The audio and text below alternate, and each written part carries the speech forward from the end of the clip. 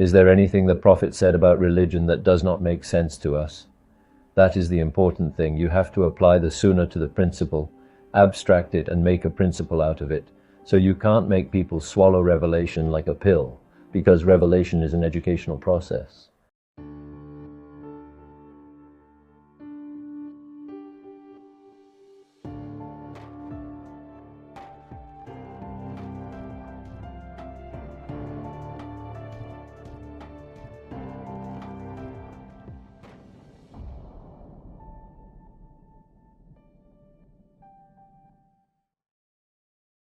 Hello everyone from Istanbul School. Dear audience, our guest is Prof. Dr. Ali Bardakoğlu.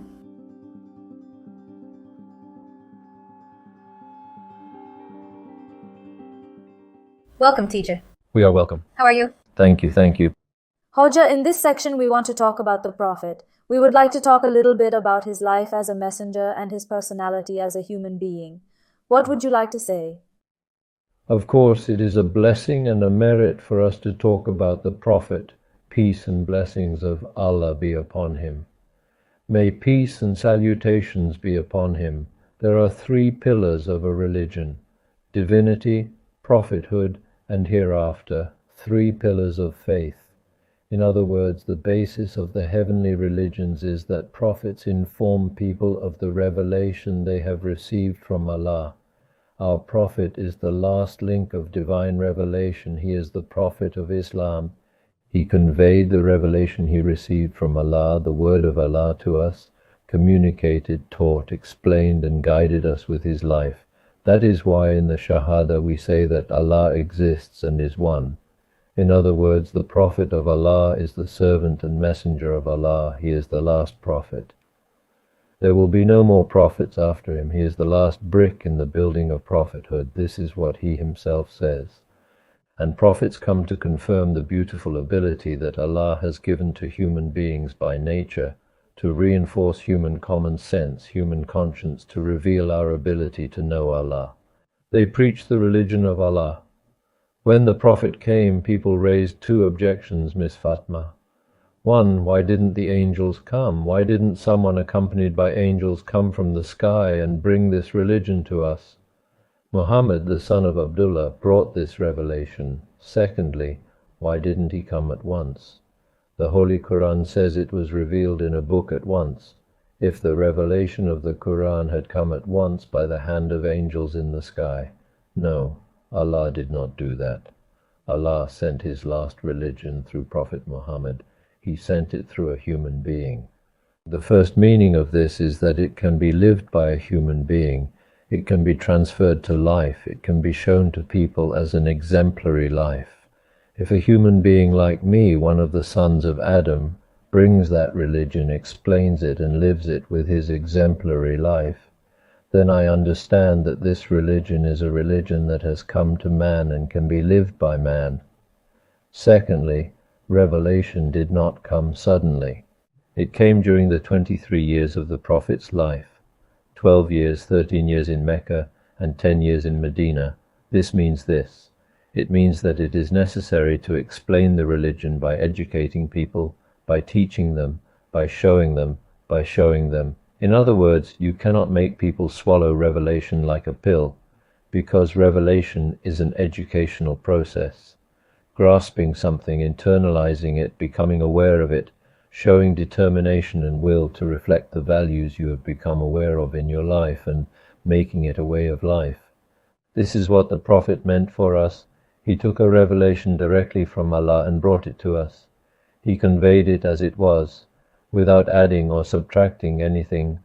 Secondly, he showed us how to live this religion, the religion of Islam, and how to put it into practice through his exemplary life. The Holy Quran says there is an example for you in the Messenger of Allah. That is, his behavior, his joking, his conversation, his family life, his trade, his life of worship, his observance of the balance between religion and the world, his interest in people, his compassion, his friendliness. So for exemplary humanity as a whole with everything. But of course our Prophet was also a human being. That is, he gets sad, suffers, has a family life, gets hungry, eats, gets angry, rejoices. In other words, all the characteristics that are found in a person by nature were present in our Prophet. That is why our Prophet had a bright youth.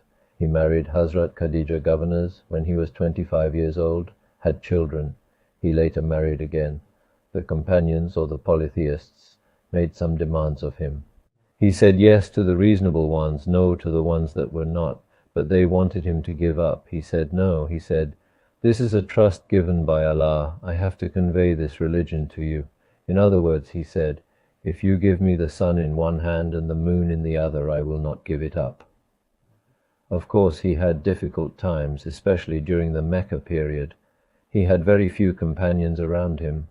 Little by little, he presented people with beautiful things, beautiful examples in family life, business life, war, peace, and neighborly relations. For example, trade life. The Prophet intervened in trade life. How did he intervene? The Prophet gave the warnings that people should not cheat each other, should not deceive each other, should not buy goods cheaply from the poor and the uninformed, and that people with common sense and conscience should do. A prophet came from within life. In the words of the Holy Quran, Muhammad bin Abdullah came as a prophet from within life, from among their own people, whom they knew, whose origin, generation, mother and father they knew. But not everything the Prophet said or did was part of prophethood. I mean, he got married, he had children, he had commercial relations, he had relations with his neighbors, he had good days and bad days with the polytheists, he had wars. People brought their disputes to the Prophet. They said, "We cannot agree, can you give us a mediation?" He said, "Of course, I will judge according to whichever of you has the stronger evidence. But if you're on the wrong side, you will suffer great loss in the hereafter. This right you have received, the peace you have received, will be a piece of fire for you." So look, when it is like this, Fatma Hanim, later our Islamic scholars looked at the 23 years of prophethood of Haz, Prophet, and said that at that time there were things as Prophet did in his life as a human being, as a member of an Arab culture, Arab society. There were things he did to organize armies as an army commander. In other words, there were things he did as a leader of society, let's say a head of state, as a manager, imam, emir of today's urban society. There were things he did as a merchant. At that time, Islamic scholars divided into two. They said, one, you expressed it, what he said to us as a messenger. Two, there were things he said and did as a human being, as a sensible, conscientious, compassionate person who knew the Arab culture. Then they said we should separate the two, and after that, especially fiqh scholars, Karafis and other jurists, Abu Hanifas and so on, always took this into consideration. So what does this mean? If something comes from God, it is part of prophethood. There is no discussion there. But if the Prophet decides or says something on his own initiative, on his own experience, then the companions asked, "O Rasulallah, is this a revelation from Allah, or is it your opinion?" When he said it was my opinion, for example, in the Battle of the Trench, he said, "No, let's do this, not that. Now how can we separate this?" If something is within the religion, I mean, what does it mean to be within the religion? Maute meet, the afterlife, prophethood. In other words, if Miss Fatma makes an explanation in areas that are not possible for us to know with reason, experience, and experimentation, it is religion. She talks about the hereafter. Of course it is religion. She explains what is good and what is sinful. Of course it is religion, like worship. It is not possible for us to know anything about the principles of faith, the attributes of Allah, the realm of the heavens, and issues related to divinity. Can you know the unseen? You don't. I don't know either. In those matters, the Prophet Muhammad told us what we needed to know as a religion. He told us the wrong. But we also have experiences from life. We have knowledge that we acquired through living. In those matters, the Prophet Muhammad, as a rational, insightful, intelligent, knowledgeable and compassionate individual of the society, of course always said and gave advice about what he knew to be right. The companions also knew that. For example, there was the Jewish market in Medina. Against the Jewish market, he told the people of Medina that the Muslims should establish their own market and develop their own trade. He took some measures for the development of that trade. In that direction, it is according to what is known.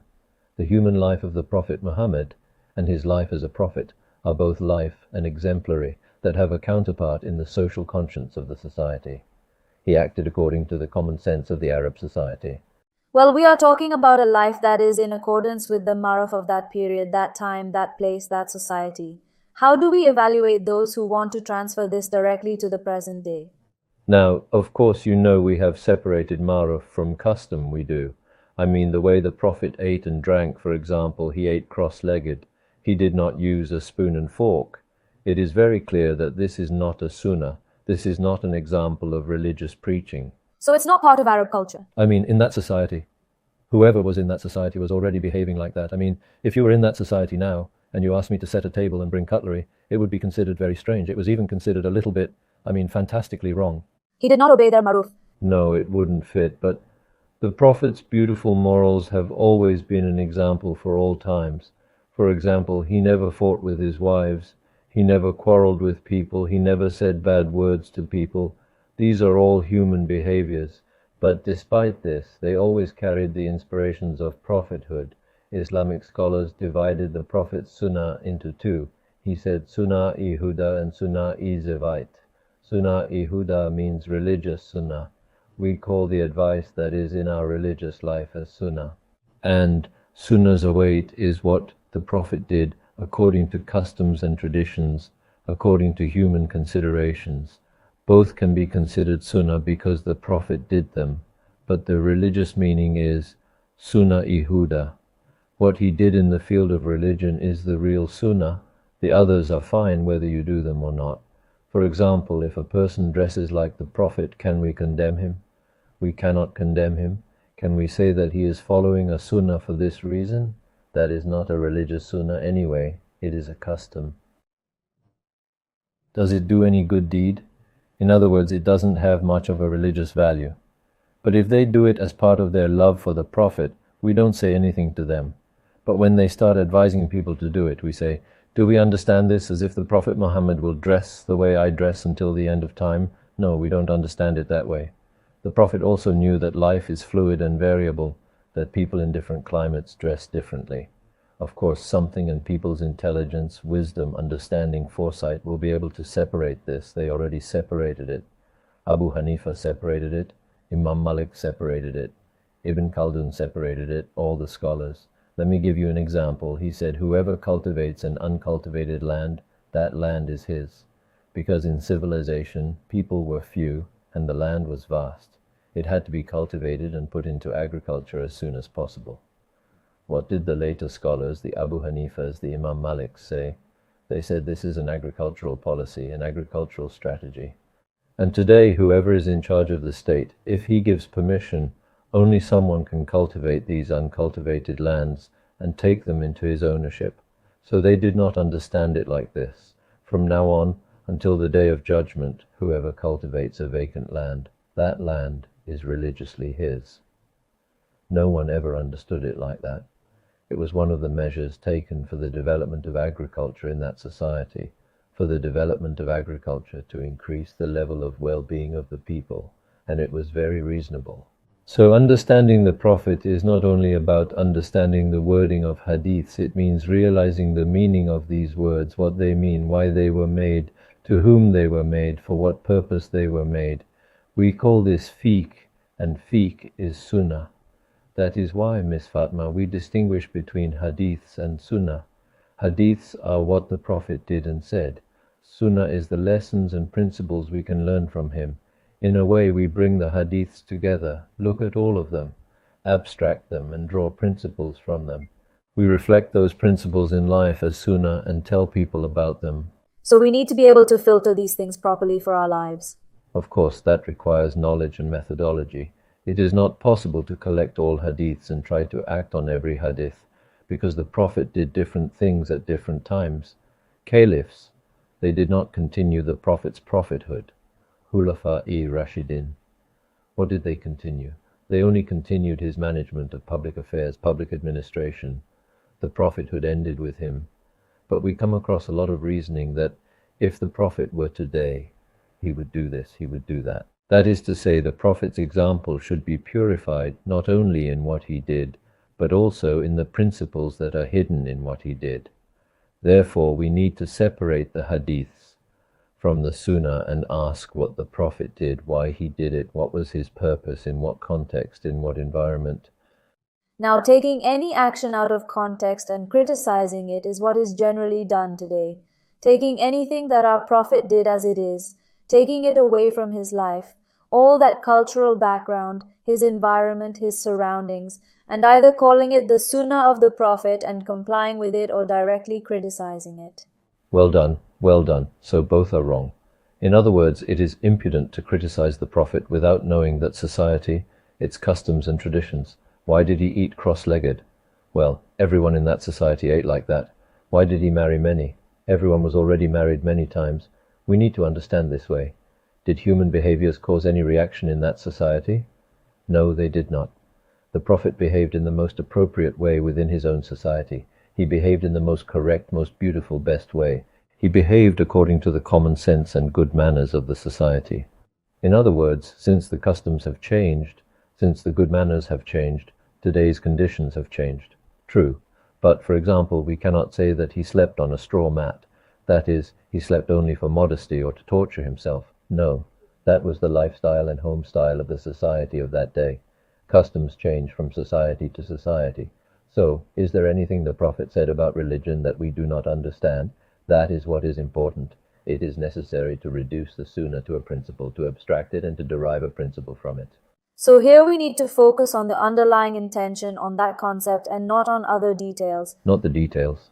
The details are related to customs, traditions, the culture of the society. The principles are permanent, and they are the ones that represent the true sunnah. The Prophet's prayer life, for example, he never exaggerated. He left us with a hadith, do not wrestle with religion, don't wrestle with religion. What do you mean, don't wrestle with religion? So you cannot overcome religion.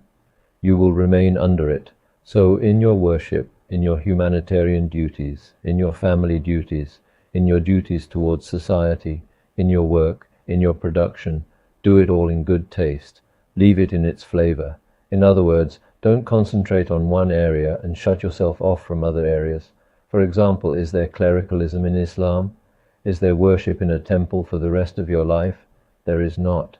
You will do your worship. You will go out among people. You will maintain your family life. You will do useful work. You will produce. You will work. You will take care of a person's problems. In other words, the Prophet does not want a person to sit idle and be a consumer. Everyone was friends with good people, those who could make friends with Jews and Christians. The Prophet had people from among the polytheists in whose houses he would go and be a guest and eat their food. The real sunnah of the Prophet is the permanent maxims he brought to our moral behavior, our commercial life, our family life. This is how we should understand the sunnah. Today there are comments that he would have done it this way, not that way, so we call it the literature of Leviat. In other words, this is what the Prophet would do if he lived today.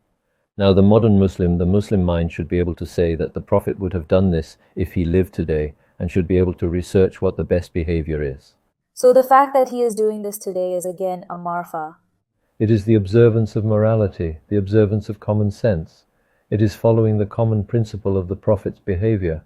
Otherwise it is not that she wears a skirt. Cleanliness, an appearance that does not disturb people, cleanliness, care of hands, face, hair is extremely important. Otherwise, if we think that it is sunnah if she wears clogs or sunnah if she wears shoes, we have never understood the Prophet. The fact that the Prophet was the last Prophet means that he was the last Prophet, Fatma Hanim. It means that Muslims until the Day of Judgment will ask the question of what the Prophet would have done today. If he had been a Prophet for a period of time, that is, if the last Prophet was not a Prophet whose message and prophethood would last until the Day of Judgment, but a Prophet for a period of time, a Prophet for a generation, who was immediately followed by a Prophet, you would do the same things he did. But look, the climate has changed, the conditions have changed, the economic conditions have changed. We are no longer an agricultural society, we are no longer a nomadic society, our diet has changed and so on. So we have to seriously ask and research the question of what the Prophet left us as sunnah. If we cannot do that, we are left with a dry imitation. A dry imitation. Perhaps because it is not easy to comply with these principles today, the interest in complying with other details perhaps stems from people trying to ease their conscience by appearing to comply with the Sunnah. That's right, a stranger comes from outside. There is the Prophet Muhammad or his companions. Of course, he can't tell who is the Prophet Muhammad and who is his companions.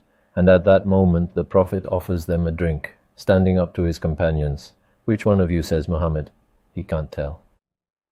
Our Prophet says, Sayyidul Kavm Kadimuhum, whoever serves people is their prophet. Look, it is a very subtle and beautiful nuance. Whoever comes from outside is a prophet, who is so familiar with people that he does not recognize his friend, who deals with people's conditions. There was even a sacrificial animal in one of them. Hazrat Ais had given most of it away. There was a small part left at home. What happened, he said. Here is what is left, he said. Say that the rest is ours except this. In other words, what we give is ours. What we give belongs to us. What we eat is not ours. In other words, look at the human being. This kind of prophetic morality, this society needs. Sharing, protecting the state's property, the person of the poor, the property of the orphan, constantly upholding justice, doing the most just and right thing, having direction, not bending, not making concessions, in other words, not wishing just because he has money, wealth, position, nobility, a prophet who is always on the side of the righteous. We need the sunnah of the prophet today. Let's say God loves us with the morals and ethics of the Prophet, and God willing. Thank you very much, teacher. Thank you very much. Thank you. We have benefited from your valuable information again. Dear viewers, this week at Istanbul School, we talked about the life of our Prophet as a human being and a messenger. See you in the next program. Goodbye.